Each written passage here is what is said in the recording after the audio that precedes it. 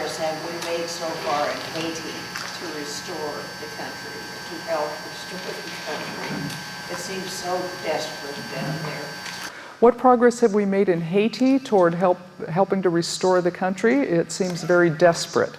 It is desperate. There are still thousands and thousands of people without housing, people living in tents. Episcopal Relief and Development has certainly helped in a small-scale way to provide some transitional housing, decent housing that will survive for 5 or 10 years, that's better than a tent, but that is not a permanent structure. That work is ongoing. They've done some significant work in trying to provide clean water and sanitation. They've also helped the diocesan structures, the administrative structures, by funding a diocesan administrator, which is a resource that the diocese hasn't had before now. He is doing an excellent job of coordinating the reconstruction and the redevelopment efforts within the diocese and to the larger community of people beyond the diocese. The fundraising for rebuilding the church buildings, is making good progress. Reconstruction of church buildings has not started yet. One of the challenges, particularly in Port-au-Prince, is that the entire area that was affected by the earthquake in the center of town has been designated as a public utility. The land is going to be rebuilt according to a citywide plan that's adopted by the government.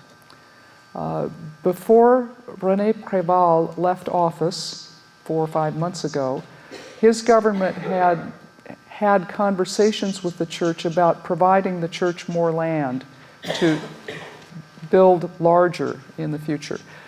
Nothing was signed before he left office.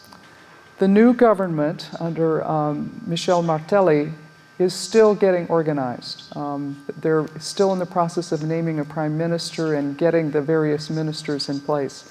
We hope that when that happens, they will continue with that same plan. But for the moment, the Episcopal Church is planning to rebuild structures of the church on land that the church has title to, not on any additional land. Before the earthquake, in addition to the cathedral, that complex included a music school, a trade school, a vocational school, a school for handicapped children, an elementary school, and a high school, and a university down the street. An incredible source of education, equipping for the whole country, and a cultural center for the city and the nation. At this point, they're looking at rebuilding those parts of the ministry of the church. Reconstruction hasn't started. They're about to hire an architect and to begin to develop the plans. The money that you have helped to raise is going to be a significant part of that reconstruction. I want to thank you, and I'll say more about that this afternoon. So, it's a very long-term project, probably 10 years. Yes?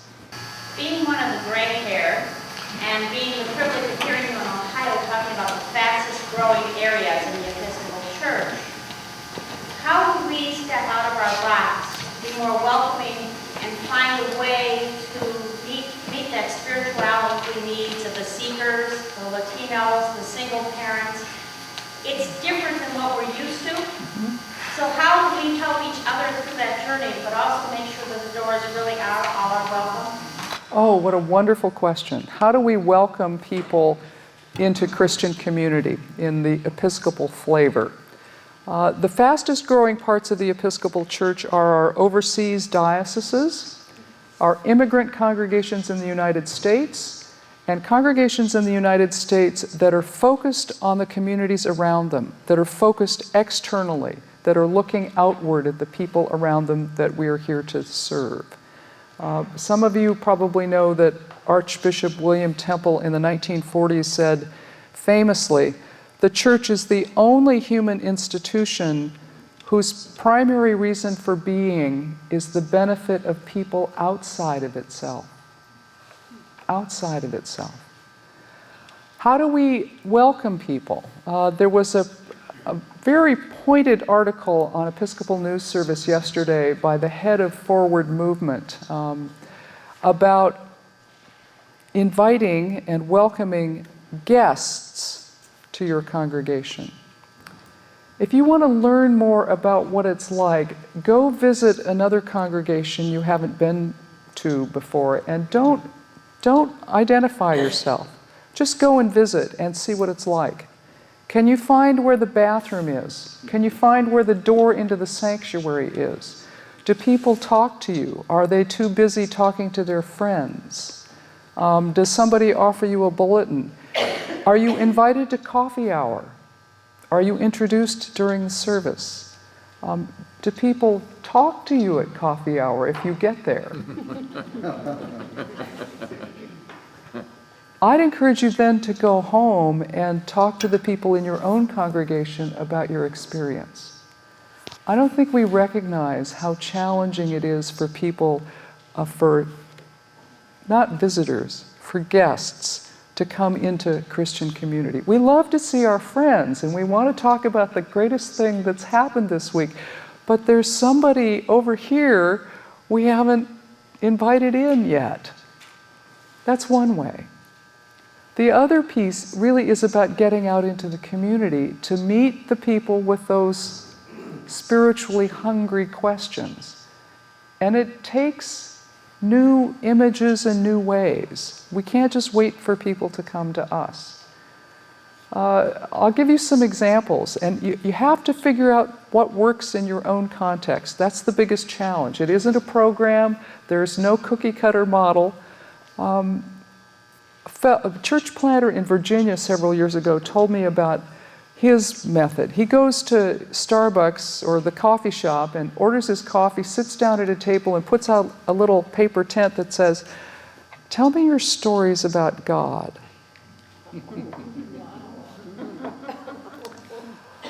I heard about a woman priest in New Hampshire who has office hours in the coffee shop. She goes and spends several hours a week in the coffee shop, just being available, building relationships with people. Theology on tap is another way. Really. Going to the local watering hole and inviting a regular conversation about theology, about spiritual questions. One of our chaplains in the House of Bishops, Stephanie Spellers, said that she's going to take a bartending course, the Harvard bartending course. And then she's going to volunteer one evening a week in a tavern as a way of building relationships with people and beginning to hear those questions. And if you think about it, where do you have the most significant conversations about faith, about life? The barber shop, the beauty parlor, the tavern. Some of you are blessed enough to have communities in your local congregation where you wrestle with big questions. But people who aren't members of congregations don't. It's our task to figure out where we can go to build those kinds of relationships. We can connect you with people, church-wide staff, who can help you begin to explore these issues if you would like. Tom Brackett, in particular, and Bob Honeychurch. Wonderful question. Thank you. Time. Actually, I didn't look at my watch when you started, but... Neither did I. Aren't we glad that she's here? Thank you very much. Thank you very much.